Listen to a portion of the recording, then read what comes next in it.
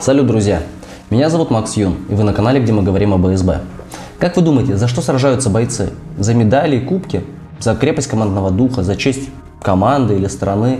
За возможность поездить по миру, познакомиться с новыми людьми и избить их? Да, и еще раз да. Все это в разных пропорциях формирует мотивацию рыцаря-спортсмена. Старого вояку уже не удивишь призами и поездками. А вот новичок только и мечтает победами завоевать расположение клуба и сборной. Но давайте на чистоту. Никому не чуждо желание быть замеченным. Слава — это всегда приятно, даже в составе сыгранного коллектива. Тем не менее, опытные бугуртные бойцы знают, что личные амбиции могут пагубно сказаться на результатах команды.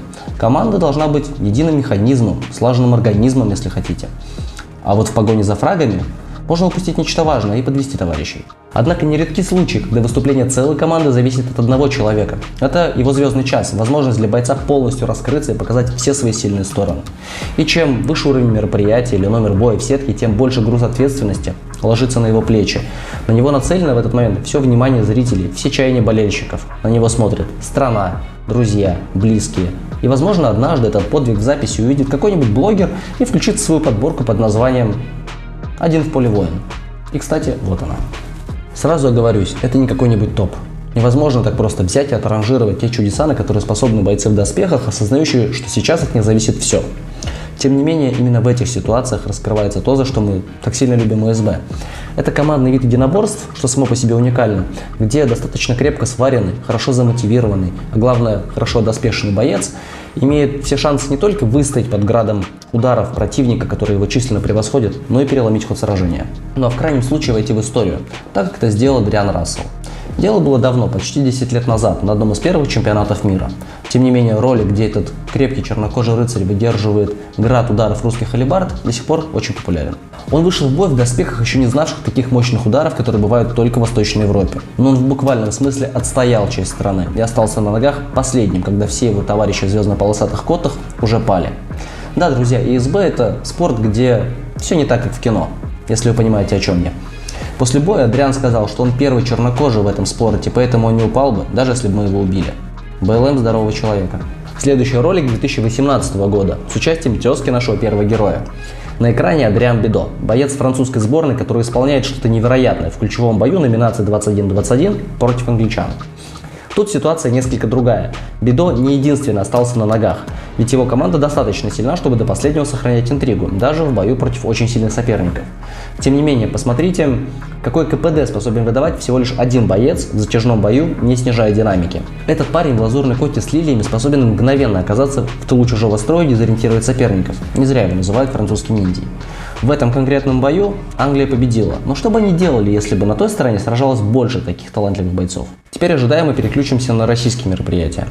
Вообще-то у меня не так много записей с участием иностранных бойцов, и я намеренно не кидал клич, например, в Фейсбуке. Я уверен, что найдется огромное количество записей с ценными моментами, которые не влезут ни в один топ.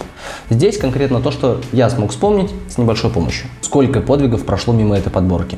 С другой стороны, настоящие подвиги не забываются, и награды находят своих героев даже спустя годы, как в следующем видео. Вернемся на 8 лет в прошлое. Тогда трава была зеленее, а бортари стали еще ниже.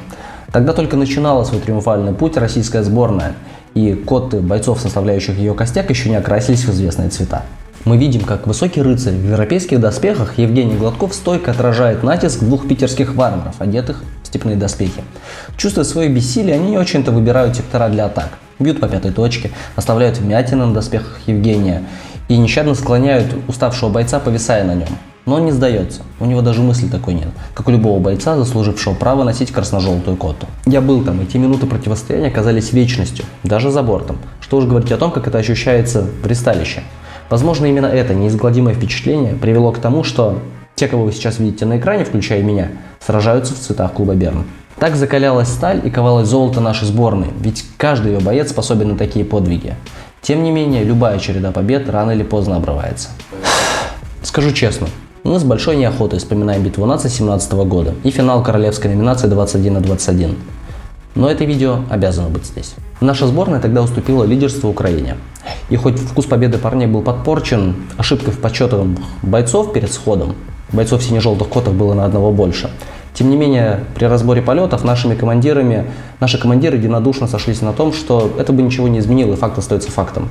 В тот день сборная Украины была сильнее и лучше замотивирована. А нашим топовым бойцам пришлось вспомнить почти забытые ощущения, когда нужно в меньшинстве выстоять, несмотря ни на что. При всей безысходности подобные ситуации сплочают боевое братство и приносят опыта в 100 раз больше, чем любые победы. Мы довольно много времени уделили бойцам из столиц. А как дела обстоят в регионах?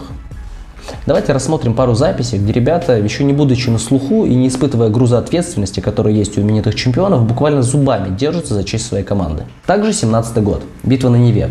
Сражение между сборной солянкой под названием «Уран» и сыгранным коллективом «Шарнхост». Разница видна даже в котах. Боец с красным львом на спине тогда еще новобранец клуба «Боярд» Святослав Вершинин, подключивший всю свою солдатскую удачу и умение, чтобы свести в ничью, казалось бы, безнадежный сход. Да, он был не один, но в своем секторе отработал на 146%. Кубок «Динамо», 2018 год. И тут классическая ситуация, 2 в 1. Николай Сотов, молодой боец из амбициозной команды «Авалон», в сражении против «Партизана-3» не только уравнивает счет. Он кладет на лопатки двух соперников, что приводит «Авалон» к победе в раунде и неистовству публики, не привыкшей видеть бойцов Берна поверженными. Более того, у «Авалона» не было замен. И после такого изматывающего эпизода Николай Сотов пропустил один сход, во время которого один из его соратников был повержен ударом алебарда, и в дальнейшем «Авалон» во втором и третьем раунде сражался вчетвером. Сотов смог выйти только в решающую сходку, и когда бой был остановлен за трехкратным преимуществом, также остался на ногах в окружении троих противников. Возможно, когда-то тогда его и заметили чары Берна, но это уже другая история. Кстати, оба этих героя из Саратова. Совпадение? Не думаю. От молодых и прытких парней перейдем к пожилым и неспешным, зачеркнуто, к опытным бойцам, видавшим некоторые бугурты, которые знают секреты стойкости, чтобы крепко стоял. В смысле, долго не падал. Короче, если вы хотите, чтобы ваши тяжеловесы могли долго, то есть старый проверенный дедовский латный панцирь. И тут за примерами мне далеко ходить не надо. Не любит далеко ходить Алексей Брюнайдеров, отец-основатель нашего клубного отделения, крутейший алебардист в мире и при этом далеко не юноша. На Бугурт-прайме 2020 года в бою старых друзей против украинской команды «Таурус» Алексей буквально попал в клещи. Кажется, никто из вас не понял. Не меня с вами заперли. Все, хватит! Это вас заперли со мной! Здесь вы видите, как израильтянин Михаил Маргулис пытается пробить фронт-кик, но осознает, что такой удар Алексей даже не заметит, а вот сломать ногу об его снаряжению вполне себе можно.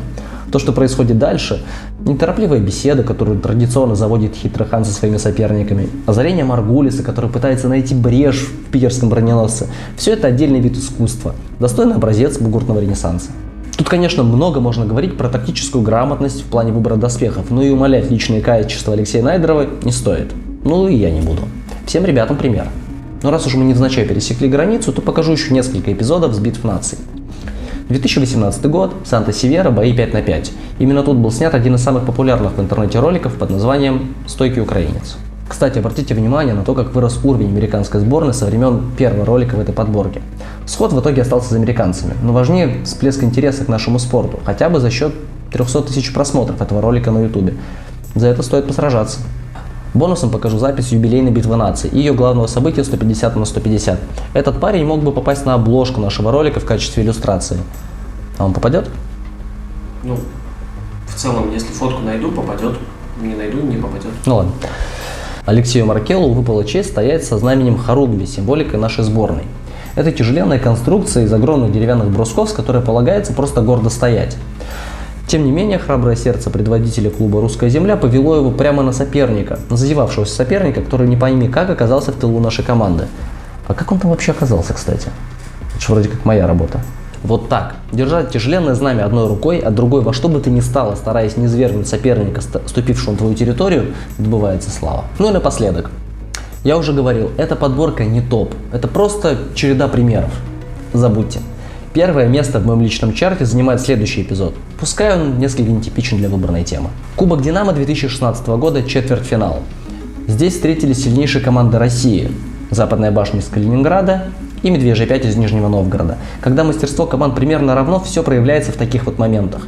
В этом бою в размен ушли все, кроме двух капитанов. Евгений Беденко, легковес с полуторным топором, способный преломлять пространство. И тяжеловес, вязкий боец, кузнец с сокрушительным ударом Виталий Грызлов подарили публике исключительное удовольствие своей дуэлью. Никаких слов не хватит, чтобы передать эмоции от происходящего.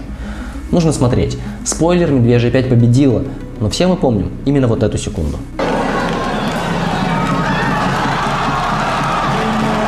Коллегам-бойцам желаю, чтобы на их боевом пути, с одной стороны, было поменьше подобных эпизодов, а с другой стороны, чтобы было что вспомнить. Именно ради этих минут потренируемся. А на этом все, друзья. Ставьте лайки, подписывайтесь, нажимайте колокольчики. В комментариях делитесь вашим мнением и вашими примерами. Спасибо за внимание. Пока.